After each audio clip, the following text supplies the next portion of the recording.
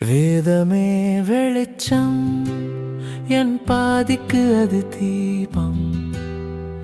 வேதமே வெளிச்சம், என் பாதிக்கு அது தீபம். அது காட்டும் பாதையில் நித்தமும் நடந்திடுவேன். அது என்னை மகிமையில் சேர்த்திடும்.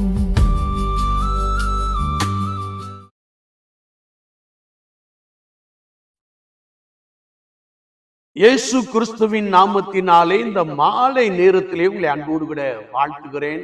வேதத்தின் வெளிச்சம் என்ற நிகழ்விலே அழைப்பை குறித்து நாம் தியானித்துக் கொண்டே இருக்கிறோம். இன்றைக்கும் 1 நாளாகமத்தின் புஸ்தகம் 29ஆம் அதிகாரம் 20-21 வசனங்களை நாம் வாசிக்கின்ற போது ஆண்டவருக்கு ஸ்தோத்திர பலிகளை செலுத்த அழைப்பு.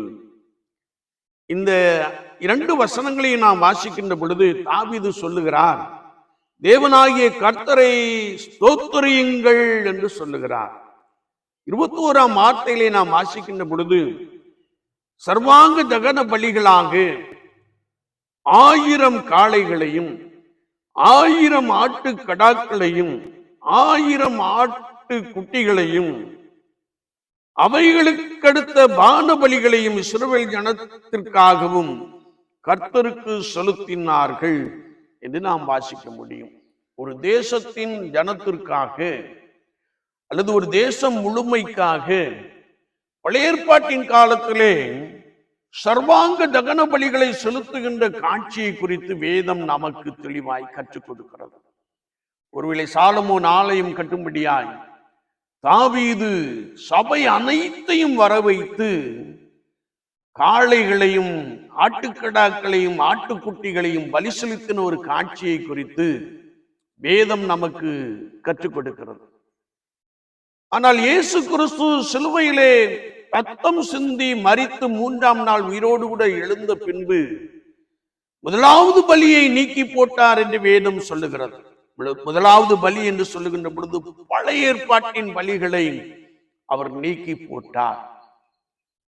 ஒருவேளை விசுவாச வாழ்க்கையிலே தேவனுடைய நாமத்தை பாட்டினால் துதித்து அவரை ஸ்தோத்திரத்தினாலே மகிமைப்படுத்துவேன், கொம்பும் விரிகுளமும் உள்ள காளையை பார்க்கலாம், இதுவே கர்த்தருக்கு பிரியம் என்ற வசனத்தின்படி ஓசியா சொல்லுகின்ற பொழுது உதடுகளின் காளைகளை செலுத்துங்கள், ஆண்டவருக்கு நன்றி பலிகளை செலுத்துங்கள், ஆண்டவருக்கு ஸ்தோத்திர பலிகளை செலுத்துங்கள் என்ற ஒரு வார்த்தையை நாம் வாசிக்க முடியும். அது மாத்திரமல்ல, ஸ்தோத்திர பலி இடுகிறவன் கர்த்தரை மகிமைப்படுத்துகிறான்.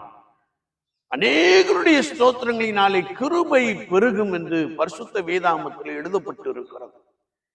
ஆனால் நம்முடைய வாழ்க்கையை நாம் பார்க்கின்ற பொழுது ஆண்டவரிடத்திலிருந்து அநேக நன்மைகளை பெற்றுக் கொள்ளுகிறோம், அநேக ஆசீர்வாதங்களை பெற்றுக் கொள்ளுகிறோம். ஆனால் உதடுகளின் காளையை செலுத்துவதற்கோ நாம் சற்று தயங்கினவர்களாக காணப்படுகிறோம். ஆனால் வேதம் சொல்லுகிறது, நான் தேவனுடைய நாமத்தை பாட்டினால் துதித்து அவரை ஸ்தோத்திரத்தினாலே மகிமைப்படுத்துவேன் என்று சங்கீதக்காரன் சொல்லுகிறார். கொம்பும் விரிகுளமும் உள்ள காளை எருதை பார்க்கிலும் இதுவே கர்த்தருக்கு பிரியம் என்று சொல்லுகிறார்.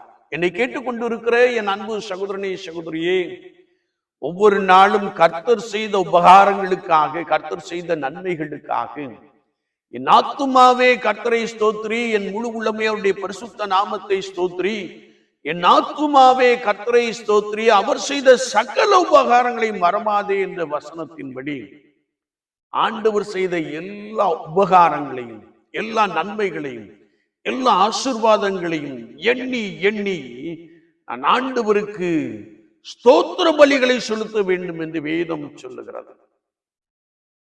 எனவேதான் சங்கீதக்காரன் சொல்லுகிறார், கர்த்தரை நான் எக்காலத்திலும் ஸ்தோத்தரிப்பேன், அவர் துதி எப்போதும் என் வாயில் இருக்கும் என்று சொல்லுகிறார்.